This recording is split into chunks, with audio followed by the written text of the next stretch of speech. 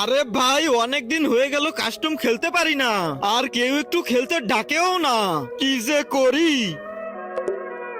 আরে কাস্টমে ইনভাইট।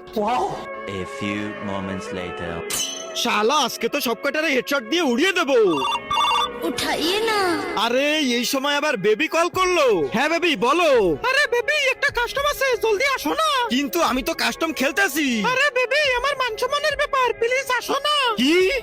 ওরা আমাকে গালি দিছে। আরে বেবি একটু পরে আসি। আরে তুমি এখন আসবে কিনা বলো, না হলে তোমার সাথে ব্রেকআপ।